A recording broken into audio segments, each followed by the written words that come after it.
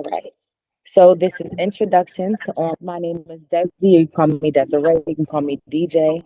I'm just here to share information.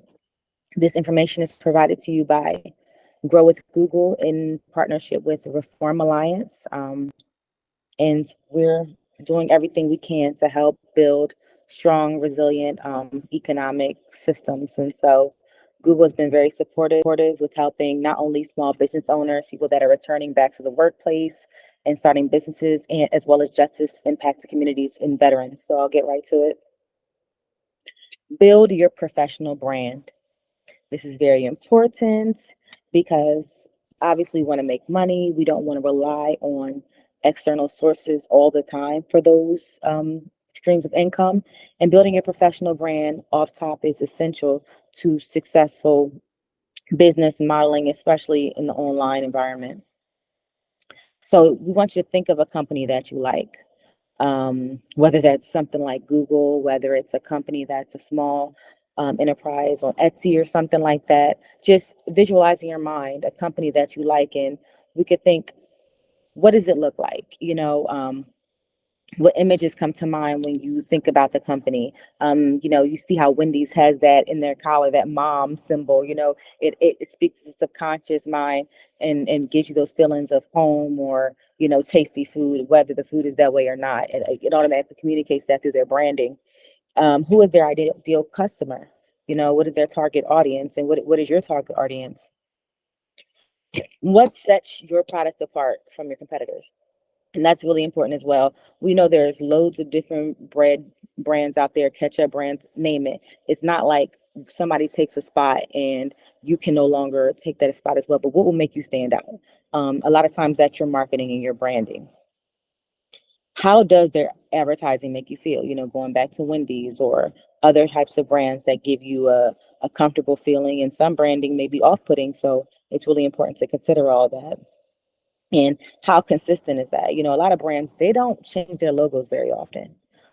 They're pretty consistent with it, even though we're not trying to start corporations all the time. And some of you may be wanting to start a corporation, but it is still important to be relatively consistent in your branding, acknowledging that you'll grow and ideas will evolve, but consistency is always key. So the customers always know how to recognize your services. Okay.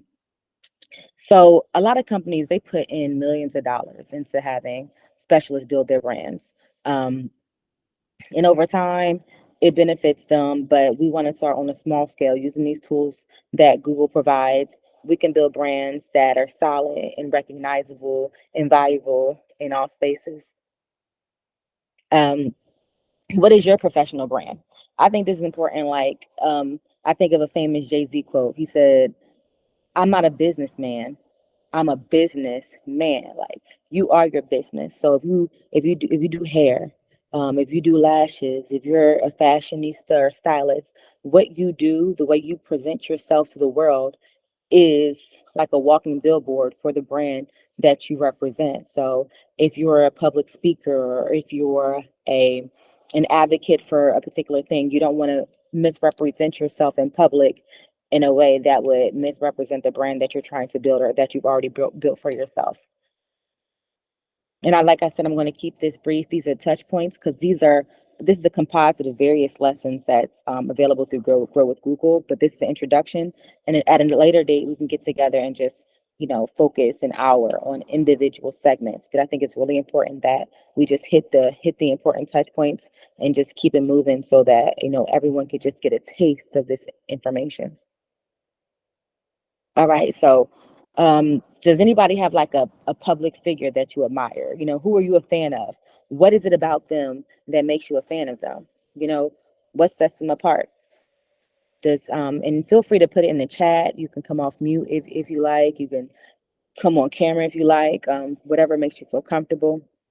But what are some companies or some figures, and how do they market in ways that make you want to purchase? How do they impact your decision to patronize them or even follow them on social media? Because that is a form of patronage, is your energy. and your attention. Attention is a currency of its own these days, and don't feel pressure to answer, but just consider these things. Viola Davis, yes, that's a good example. That's a very good example because not only does she represent herself so well on film, I mean, she gets all the way into a character. Like, it's so hard to separate her from a character when she's acting, but she represents herself equally as well in real life, and she's a great role model. So I love that example. Thank you for contributing. um, so your brand should really be reflecting everything you do. Okay.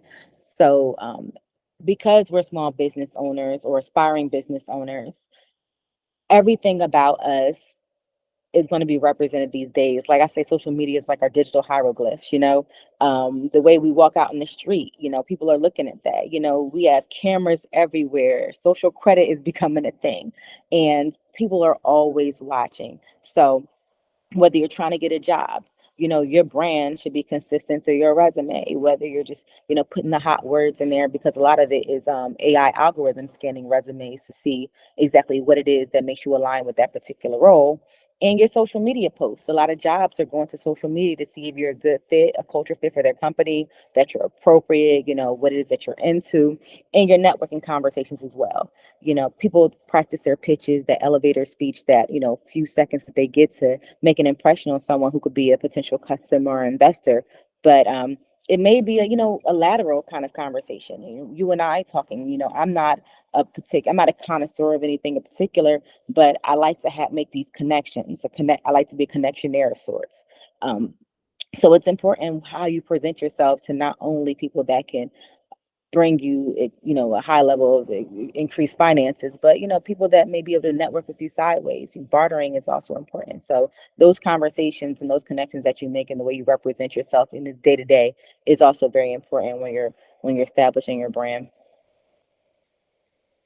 3 steps to building your brand. Define your brand. What is it that you're presenting to the world? You know, building your online presence, and we're going to talk a little bit deeper about that. Like I said, the digital hieroglyphs. What is out there for you? What are your grandchildren want to see about you on Instagram? 50 years from now, it'll still be there. Like, this data will still be there. So what are you setting out there as as the standard for your online presence? Have you Googled yourself? I mean, take a moment right now. You have some tea or something, take a snack. Just take out your phone, Google yourself, and I'm going to give you a couple seconds. Like, let me know, what do you see about yourself? I Google myself sometimes, and it's not always the best thing. And it makes you think about, like, 10, 15 years ago, when we didn't know how important social media was going to be. Um, what could have been out there?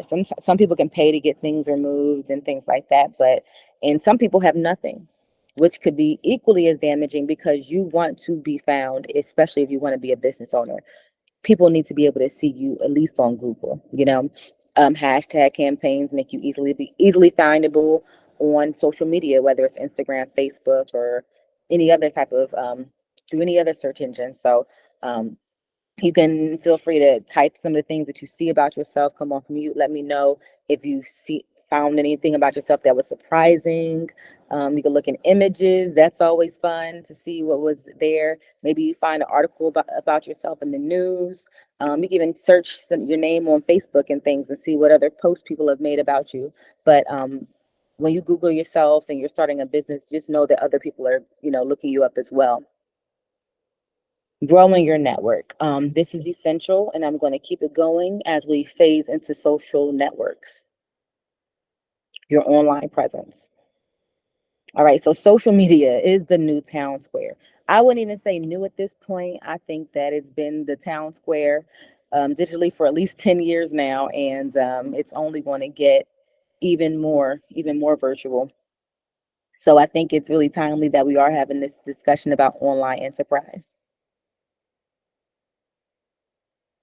So with this social media, you're able to use, whether you're using LinkedIn, which is very powerful if you're looking to secure a new role. It's also really good if you're looking to find other people that are interested in supporting small businesses.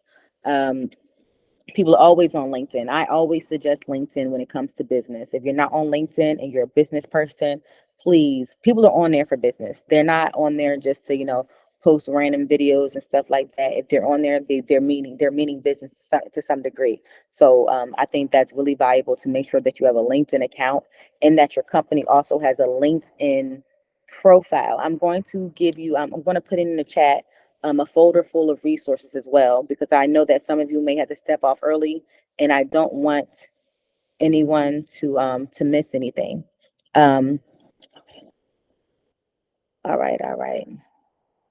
So I can't put the folder in here, but what I'll do, I'll email it to you. So even if you jump off early, I'll still have these resources for you. And I appreciate y'all for showing up today.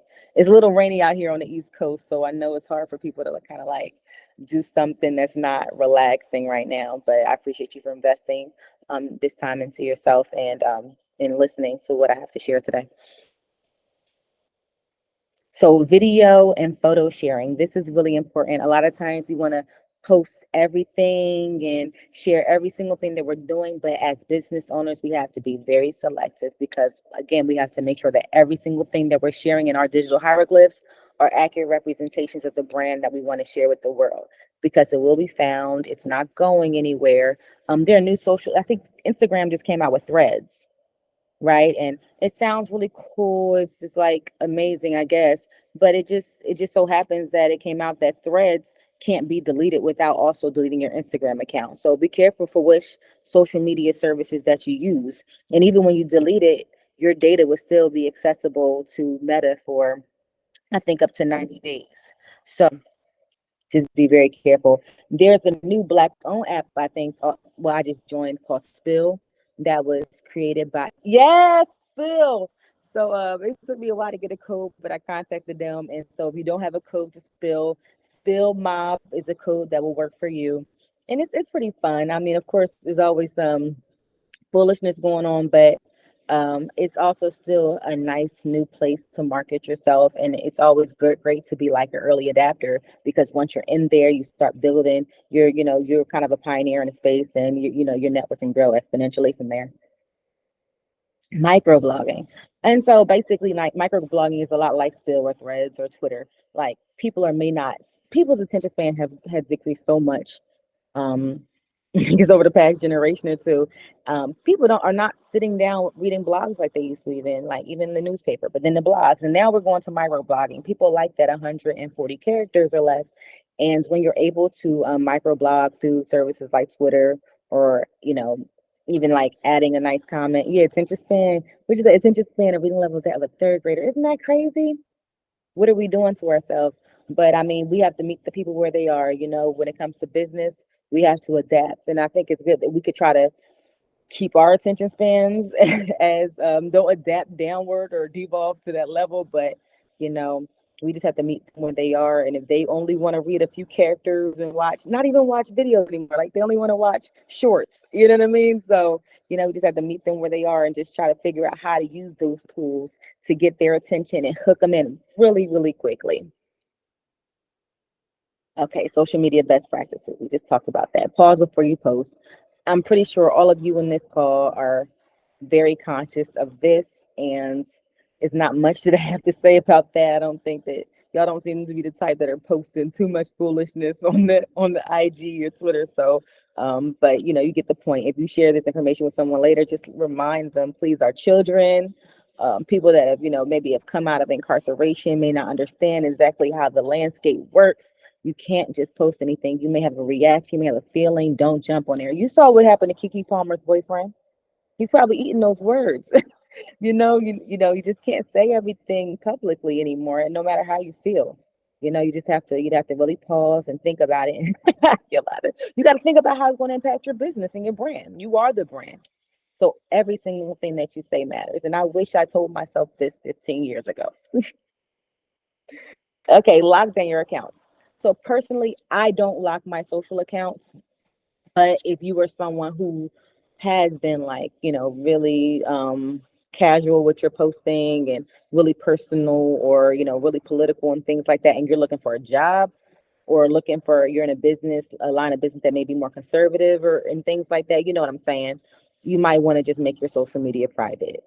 because sometimes it's easier to just, put a lock on it than to try to go back and fix it all or delete it and stuff like that. Like, private is an option. I prefer not to keep mine private because, like I said, that is my brand. Like that's my line of commercials is my Instagram. I can't necessarily business wise afford to keep mine private, but if you want to be really personal, it or even separate, like, so right now I have LinkedIn. I have one that's for my nonprofit, one that I say more community related things to, that's Desi Speaks, but then I also have an aerospace and defense job, and I have DJ Riley, and it's a totally separate LinkedIn page, and it has even more engagement, but I'm only talking about things that are related to, like, the United States and recruiting and aerospace defense type thing. So I try to keep it very, very separate. Not that I don't mind if people find one or the other, but I don't want my job to try to hold me accountable for something that I'm saying in a personal space, if that makes sense.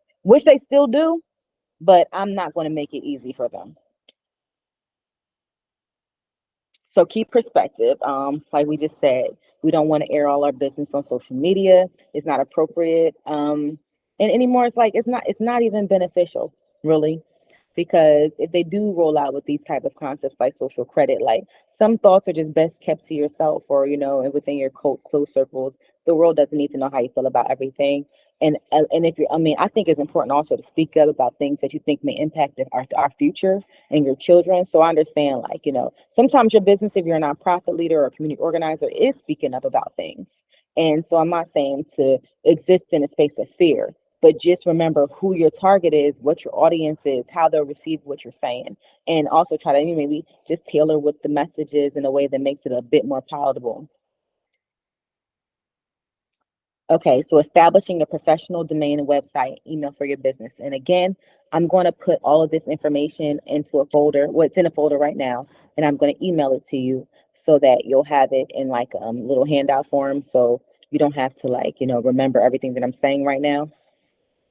But we know domains are really important because they give businesses credibility online. Um, when you have a domain, you're able to have an email address with that particular extension, versus like Gmail or Yahoo or AOL or something like that, because there's even business services or grants and things like that that won't even allow you to submit or receive their support if you don't have your own custom domain at the end of your email address. A lot of people don't know this, so I don't want to give any incorrect information regarding which specific services they are, but I believe one that may deal with like NAV or like DUNS number and things like that. From what I remember, you needed to have a business extension at the end of your email address in order to service. We had somebody join us. Welcome, Dante. I'm not sure if you're here, but we're happy to have you. I saw it pop up.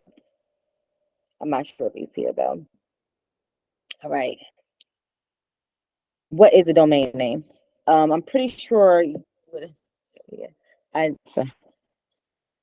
Um, but it's basically your virtual address.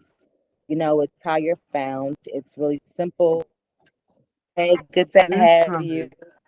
We're going over like business building 101, starting your brand. Um, hey. I hear family in the background. I hear family. Hey, how you doing? So your domain is like your address. That's your virtual address. That's where people want to find you. It helps you establish credibility. It helps you to have that correct extension at the end of your email address, so that when you're emailing people, it's not coming from Gmail or one of these other services. It's coming from your brand, and sponsors, investors, business services, and just general public will take you a lot more seriously when you have that. Dante at prison to PhD .com or .org. People like to see that, and it makes your brand stand out in a really positive way. All right. So we were just talking about the importance of having your domain with that extension at the end, because of the credibility that you get from the general public, as well as potential funders and such. So when for your domain, it's great for search. brand building professionalism, and access to tools, as we just discussed. So choosing your domain name is really important, just like building your brand. Depending on what your name is, it's good to have a lot of times. So I have a book called Felling to Freedom, right? I don't have that domain, but that may be taken. So you might decide to put felony the number two freedom. It may not always be, the exact thing. Sometimes you have to shorten it. Shorter domains are harder to get, but people really like short domains. Even though people aren't necessarily always typing them in like the way they used to, it doesn't have to be too short. But you want it to be short because you want it to be memorable. You want people to remember what your website is, even if they don't have the link in front of them. And so that's why I think that even though people aren't necessarily typing them anymore, it's easier for them to communicate it, and it's easy to spread your business and your website through word of mouth if you have a very simple and concise domain name. So again, there we go. Google agrees. So make sure that you're sticking with your brand, the consistency. You don't want to have, a bakery or something over here and then your domain name is totally unrelated. You want your brand name to be very closely aligned to your domain name. And again, consider alternate endings. Consider dot info. For example, my website name is www.desispeaks.life. I thought that was cool because my Instagram is also desispeaks.life. So it may not be as popular as .com, but I thought it was different. I kind of liked it, so I went with it. Again, you have .org, you have .net, you have .us. There's so many different extensions that can be used that may even be more affordable than a .com. Design thinking. If anybody would like to take a break, if anyone has any questions, this is a great time to do so. If you have some tea, I have some yummy grapes right here. I'll be snacking on about 30 seconds. Feel free to, take a breather, stretch your legs. I've been running my mouth for about 30 minutes already, so this is a great time to ask questions as well. While we wait, I think I'm going to try to send you all that folder that I was just talking about. So let me get everybody's email address. Since I can't necessarily add it to this list, I'm going to make sure I get it all to you as soon as possible. Does anyone have any question? Anyone have any questions? While I die from this grape skin. Okay. I'm sending an email out now. And I think this is good too, because you'll be able to follow along with some of the things that we're going to be talking about.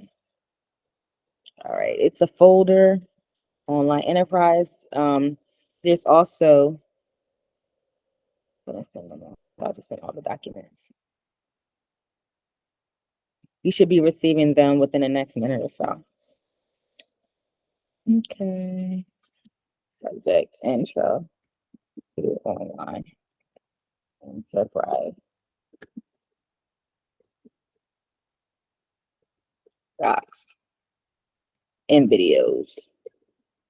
Embed list. All right, I'm going to send it now. There's not going to be much of a body to them email, but you get the point.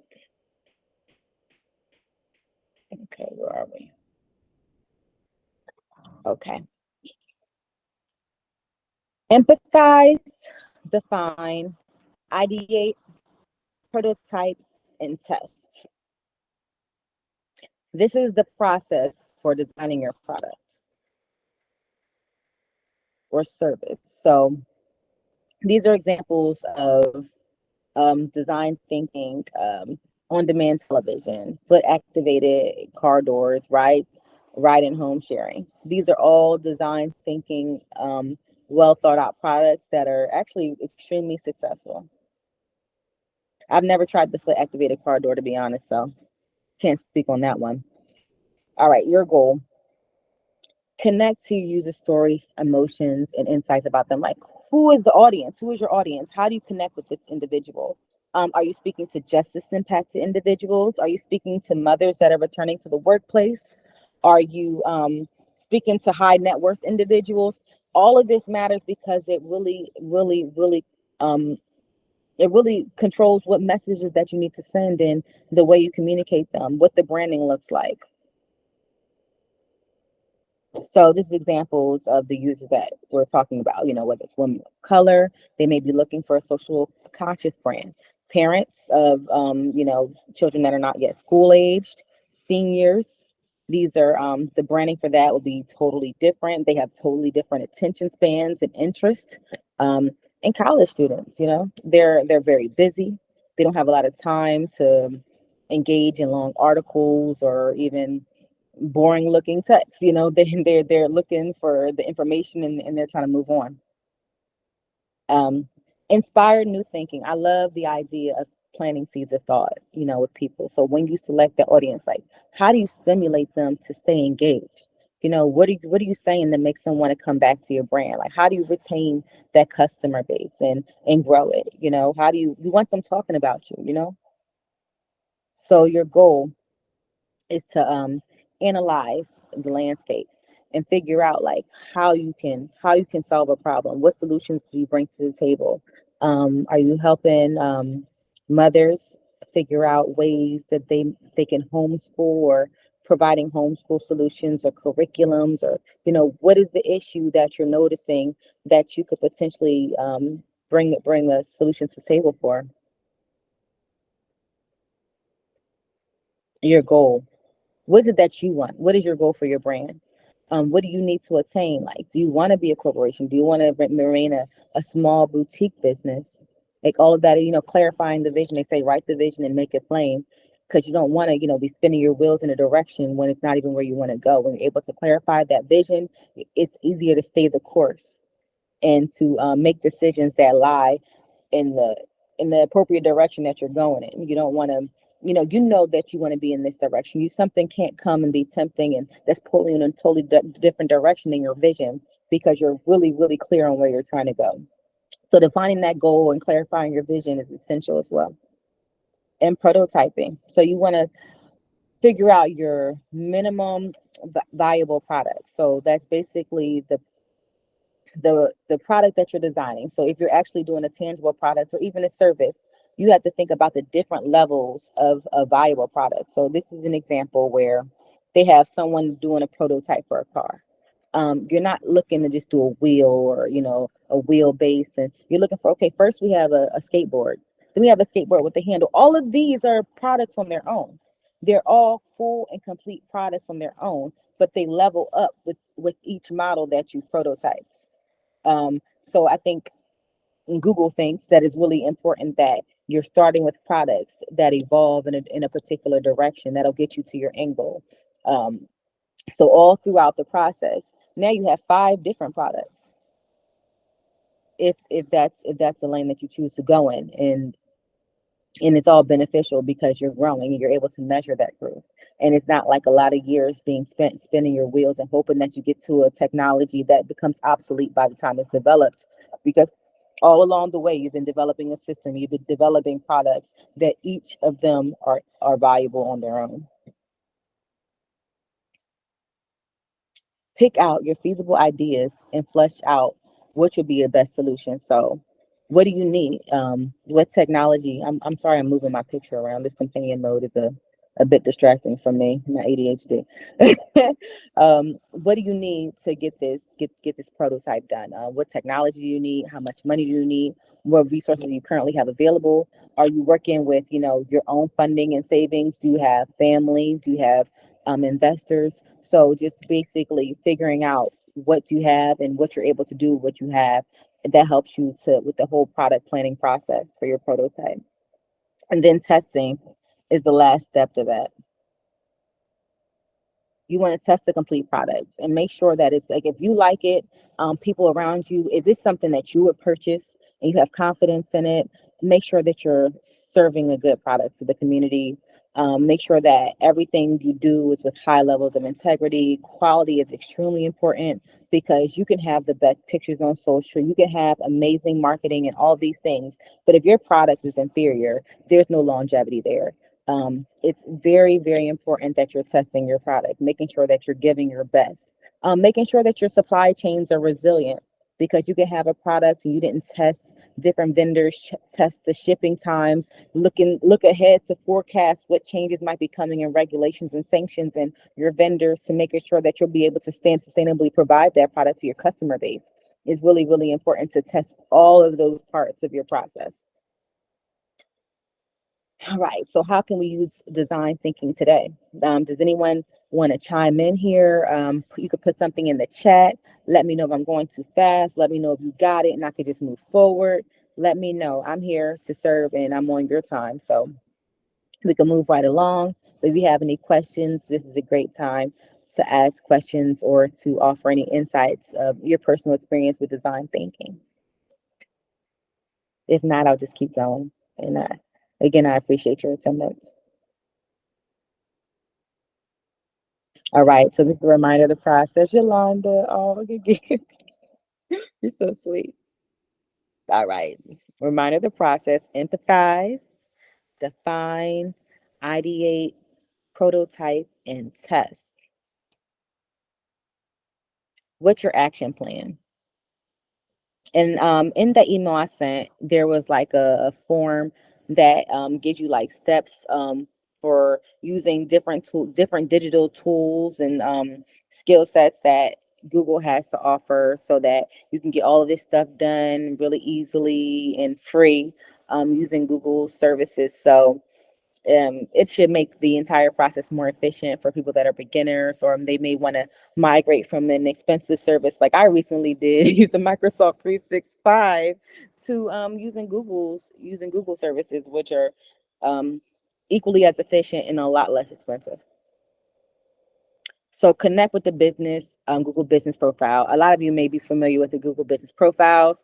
They even like send you emails like once a month or so. Like this month, 1,400 people looked at your business profile, and it's free. You can basically like attach a domain to it. You can attach it to a domain specifically to your Google Business Profile, but you can also link it to the products and things that you have on your website.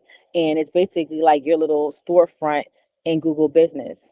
One thing about the Google Business Profiles that I will say could be an issue for businesses that are not brick and mortar is that they love to have an address for you.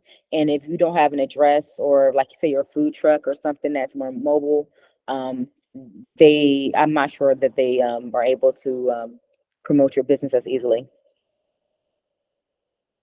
All right, because they use the map. So there you go.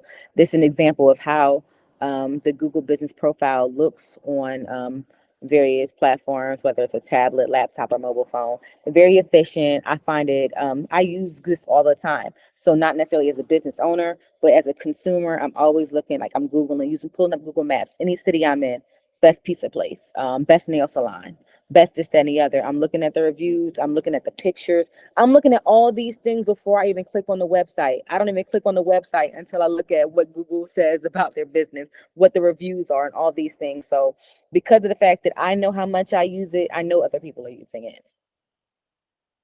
You can guarantee that if you're using something and you rely on something everywhere you go, other people are probably doing the same thing. And if you don't like it, just like your product, if you don't like it, other people aren't going to like it either. If your cookies are nasty, no one's buying them things.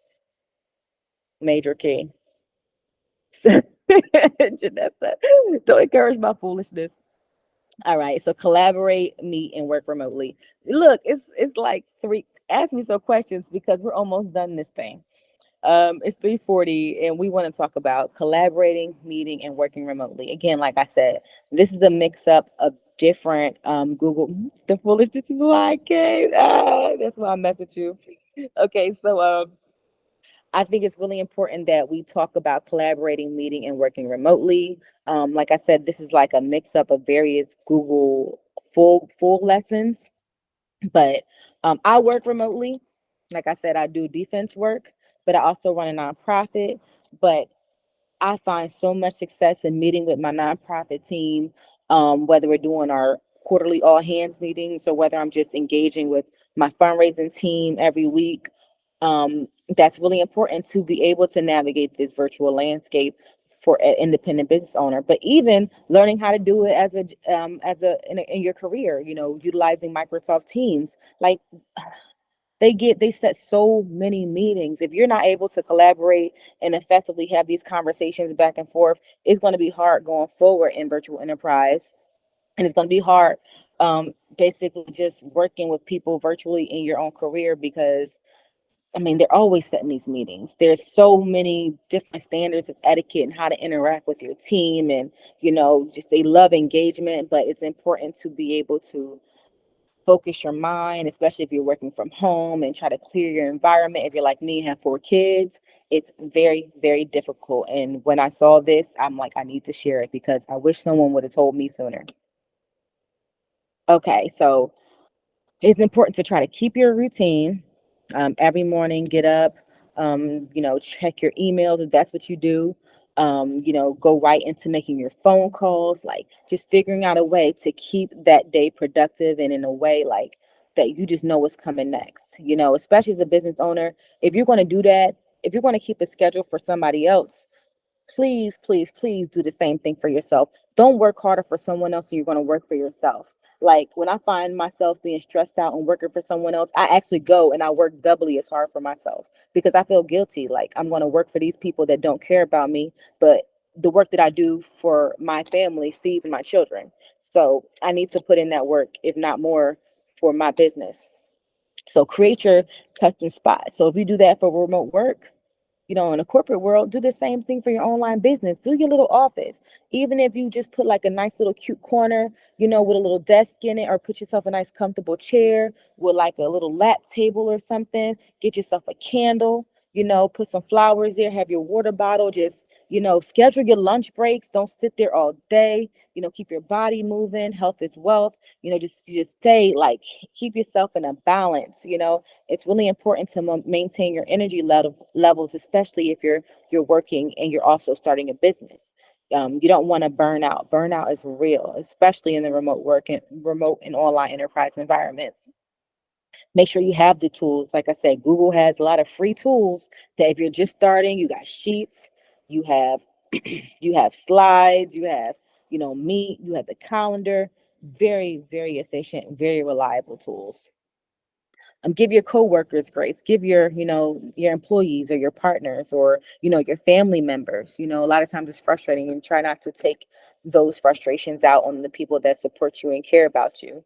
Um, and if you're not at work, don't work. That's one thing too. Working from home, it's so hard to separate it once you get off. You may have interactions that are frustrating, and you close your laptop and you're still sitting there till 9 p.m. thinking about this interaction with this person. You had a Karen this week. What does the kid say that? But you had just different frustrating things that happen. You have to figure out a way to separate yourself.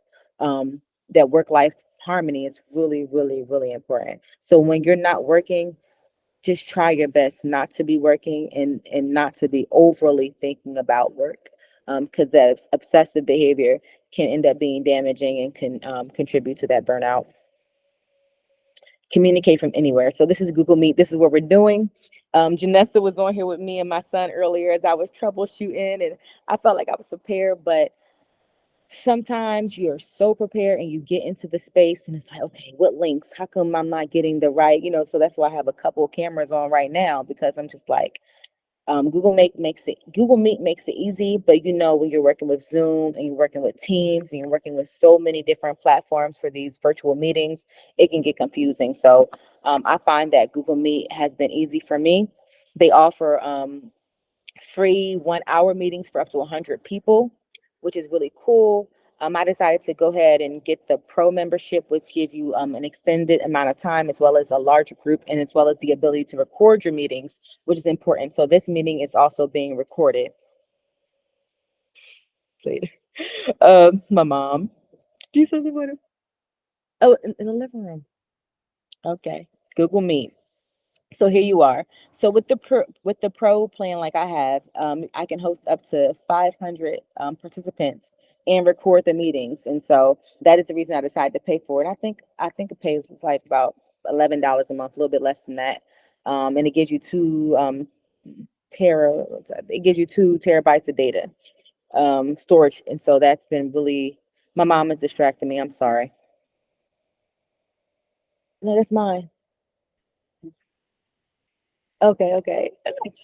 Excuse me, she was my candle. I told you I'm serious about my candles, y'all. She's taking my candles and my grapes. All right.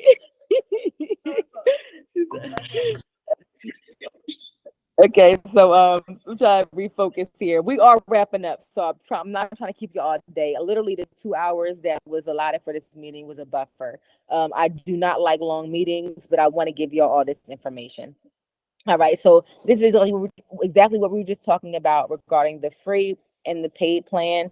I thought the paid plan was beneficial for situations just like this, but if you're just doing brief meetings with your team, the free has everything that you need. I do like to record, so if you want to record it, I think it may be worth the investment and just cutting out some other things like Netflix. I don't know, but that's what I did. Um, So how your business can benefit from Google Meet, like we just talked about it, just connecting remotely, brainstorming ideas with your team, um, and then the client consultations. You may not be with your team. You may want to schedule a nice professional virtual meeting with one of your clients, and Google Meet has the tools to get it done. And hosting online classes are cool too. So Google Meet and Google Calendar, they sync seamlessly. That's one reason I really like it. Similarly to Outlook and Teams, but again, like I said, these tools are free, and I think that they're extremely beneficial to small business owners, people that are growing their business and learning how to use these tools also for the first time. How to do it, again, a lot of these things will be outlined in those documents that I sent over. So you don't have to worry about me running my mouth about each of these details right now. You'll find it in those documents that I just slammed you all with a moment ago. Really cool too, because you could just go to the calendar and you set your meeting up, and then you put in there add Google, add video conferencing details. And then once you add that, it puts like that meeting link there. And then you add your guests. And so when you add your guests, they automatically get the email, and it automatically has the meeting invitation, the meeting link in it. And we did this together. So you probably got the same thing from me. It's so, so simple. And in the documents that I sent was also a list of video content. So if you don't want to just read over all the documents, there are various video playlists that can show you how to do this. Because if you're a visual learner like I am, reading all the words could be tedious. You might want to see someone walk you through the process and follow along with in a kinesthetic style. All right, there you go. A little bit more from me. You can add details about the meeting. It'll show right up in the recipient's inbox. Makes it very simple for them because they don't have to add meeting links and all the details and things. You can set the reminder, 30 minutes, a day before, all those things, and they receive it the same way that you sent, the way you set it up for them. All right, there you go. As we just discussed, we're flying through this, y'all. We might be done in an hour. That's how I like it. So yeah, they click that meeting, join with Google Meet. Did just give me a thumbs up or anything. Did everybody join with this method? Did you join directly through the email link, Google Calendar? Okay, how'd you do it, Dante? Did you go through the community at the Google page, or how'd you join us today? I actually joined from the email invite. Okay, okay, okay. Thank you for coming off the mute. It was nice hearing your voice. Oh, without question. Thank you for Hmm. having me. Of course, of course. How the meetings look, they look like this. So this is kind of self-explanatory right here. And again, I'm looking at you right now from my cell phone and my computer using companion mode. All right. So this is the last part about it is like how to successfully coach your team. 65% of startups fail because of people related issues. And I think this is important to just discuss really briefly how to keep your team happy. But at the same time, making sure that you have an efficiently run organization. Communication is key. 10 attributes of good managers. Can anybody guess what these could be? And I'm gonna keep going if you're guessing.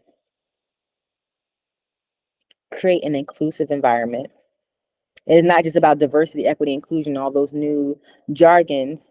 Emotionally mature, yes, yes.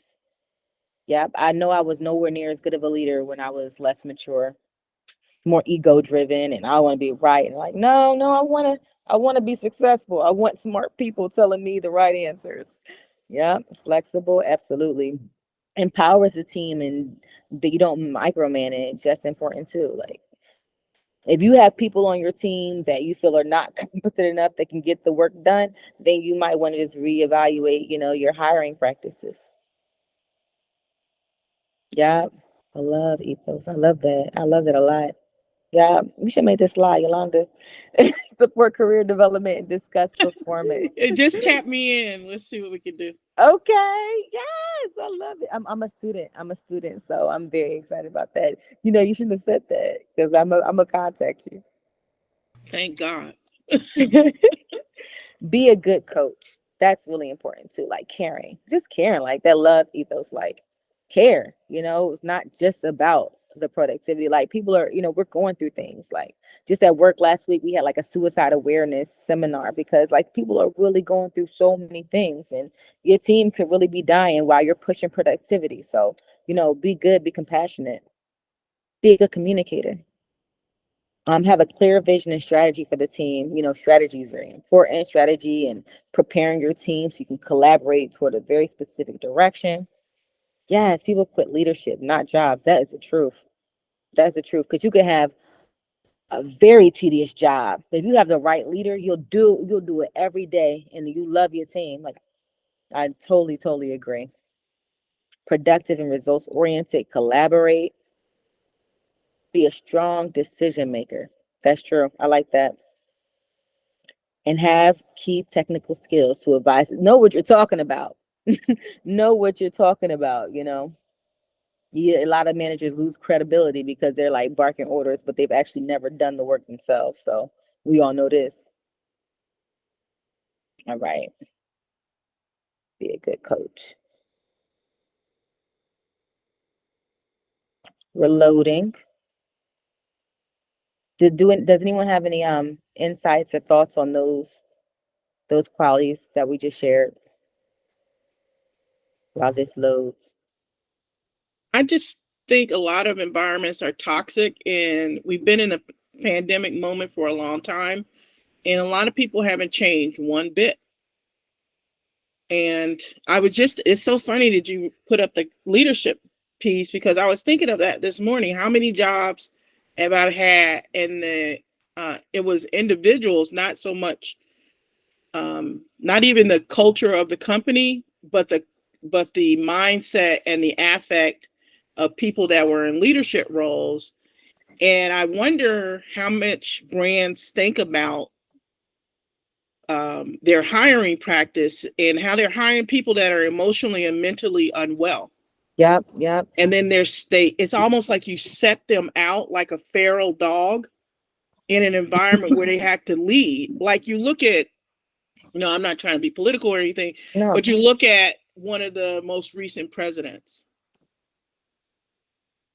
Would you let him babysit your kid? Would you let him house sit for you? I wouldn't let any of them. You know what I mean? Yeah, yeah, So, that's true. Yep. but then they That's hire true. people in C-suite roles, Yeah. and then they're charged with hiring people and bringing them into a team to meet the objectives, initiatives of the brand, Yeah. and people are being harmed. Yeah. This is who you're stuck with. You're just stuck with them. You have no option. Yep. Unless you leave.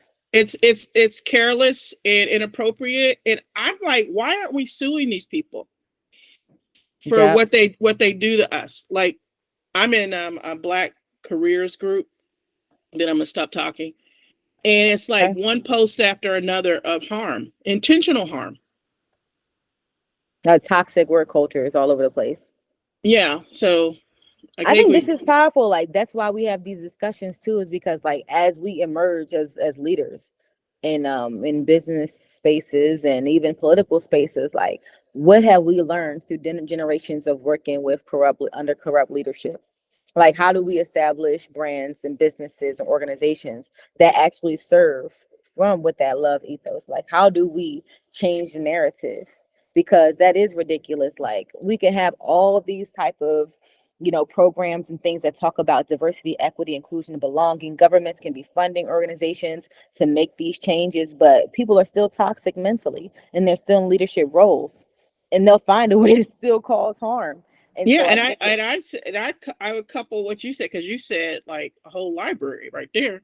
But I think another reason why you see so many brands coming out is because they couldn't stay in these corporate environments, and even when they were trying to collaborate with other brands, they saw the illness. yep. So we're getting iterations of the same thing over and over. I mean, how many suns do we need? How much? Why are we keep recreating fire? We have a sun. We have fire, Hmm. but people aren't willing to do, or if they do collaborate and there's harm, they pull back and then they go create their other thing. So you'll have 75 organizations dealing with breast cancer, but no collaboration around what does a organization do well and what does our organization do well. And Yep. then another organization can come in and fill the gap between the letter A and the letter R. But we don't do that because that's not really the model in America to collaborate. It's to think about scarcity in Hmm. everything we do. Yep. Crabs in the barrel. Yep. On all levels. So anyway, that's the end of my sermonette. My name is Yolanda Brown. Thank I you. Good night. appreciate you, Yolanda. You shining a light. I appreciate it.